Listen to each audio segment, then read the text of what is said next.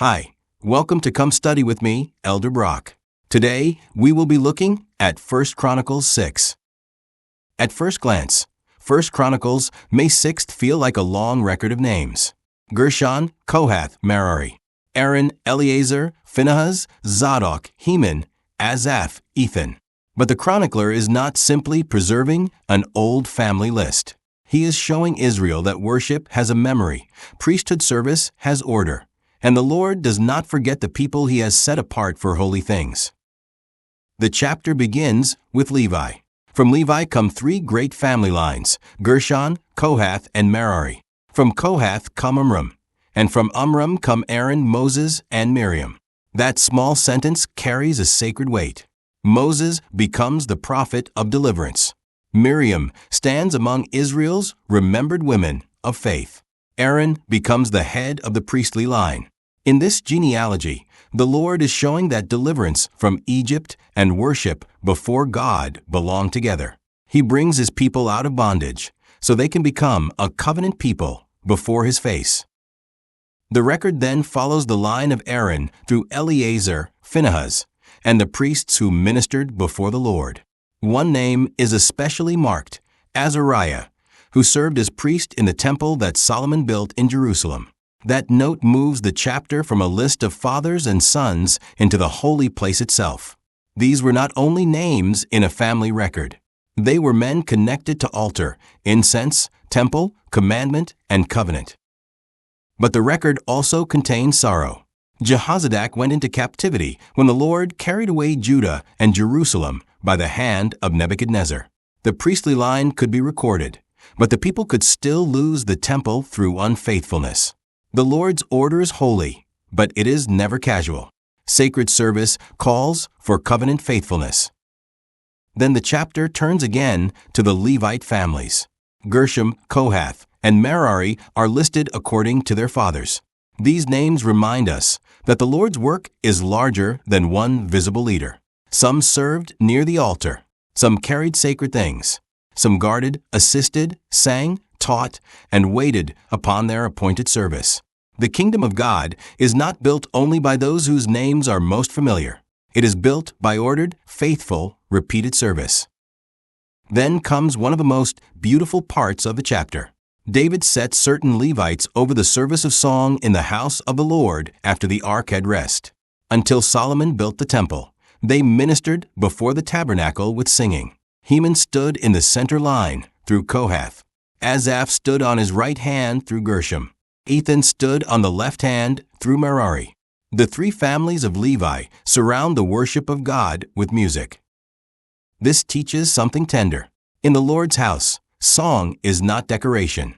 Praise is service. Worship is labor of the soul. The singers were appointed. They waited according to their order. Their music helped Israel remember that the Lord was present among His people. After wandering after battle, after the ark had rest, the sound of praise rose before the Lord. Then the chapter draws a clear distinction. The Levites were appointed to all manner of service for the tabernacle of the house of God, but Aaron and his sons offered upon the altar of burnt offering and upon the altar of incense. They were appointed for the work of the most holy place, to make an atonement for Israel, according to all that Moses the servant of God had commanded. Here the chapter turns our hearts to Christ. The sacrifices of Aaron's line could not redeem by themselves. They pointed forward. The altar, the incense, the most holy place, and the work of atonement all prepared Israel to understand the need for a greater high priest and a perfect sacrifice. Jesus Christ is the one who fulfills every holy pattern. He is the true deliverer, the true intercessor, and the Redeemer whose atonement is not symbolic, but eternal. The final movement of the chapter gives the Levite cities and lands among the tribes. They receive Hebron, Libnah, Jattir, Debir, Beth-Shemesh, Shechem, Golan, Kadesh, Ramoth, and many others. Some are cities of refuge. Some lie in Judah, Benjamin, Ephraim, Manasseh, Issachar, Asher, Naphtali, Zebulun, Reuben, and Gad. The Levites are scattered, but not forgotten. Their inheritance is different. They do not stand as one ordinary tribe with one large territory. They are placed among the people, with cities and suburbs, so the worship of God can be woven through Israel's life. Holy service is not meant to be trapped in one location. The Lord spreads priesthood memory, teaching, worship, and covenant responsibility among His people. There is also a mercy in the structure of the chapter. Israel's worship is not presented as a vague feeling. It has names, places, families, duties, and boundaries. The Lord teaches His people through order. Order does not make worship cold. In the Scriptures, holy order protects holy meaning. When the Lord assigns priestly duties, musical service, and cities of refuge, He is teaching Israel that His house is a house of covenant, not confusion. The line of Aaron also reminds us that no one takes sacred responsibility to himself. The priestly work is received, appointed, and governed by the Lord. That matters because the work touches the altar and the conscience of Israel. The people need more than enthusiasm. They need authorized service, faithful remembrance, and an appointed way to come before God. The singers add another witness. Heman, Asaph, and Ethan are not treated as a side note. Their names are preserved because worship by song carried doctrine into memory.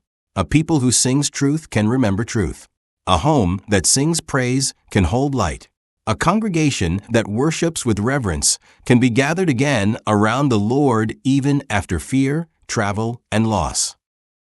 The cities of refuge also deepen the chapter's mercy. Among the cities given to the Levites were places where the vulnerable could flee. In that detail, service and mercy stand together. The Lord's servants were not only connected with sacrifice and song, they were also connected with refuge. This quietly points us again to Jesus Christ, who is both the sacrifice offered and the refuge to whom we flee. That is the quiet power of 1 Chronicles 6. It tells us that God organizes worship. He remembers family lines. He appoints service. He receives song. He provides places of refuge. He centers His people on sacrifice, holiness, and covenant order. For us, this chapter asks a gentle question. Do we see our service as part of something holy? Not every calling is seen. Not every sacrifice is praised. Not every faithful name is remembered by the world. But the Lord remembers. He knows the singers, the servants, the keepers, the teachers, the priests, the families, and the quiet souls who help His people worship. The chapter begins with names, but it ends with a doctrine of belonging.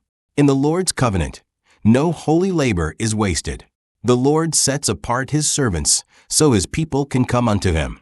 He orders worship so hearts can remember Him. And through Jesus Christ, the promised atonement becomes the living center of every covenant, every temple, every song, and every faithful act of service.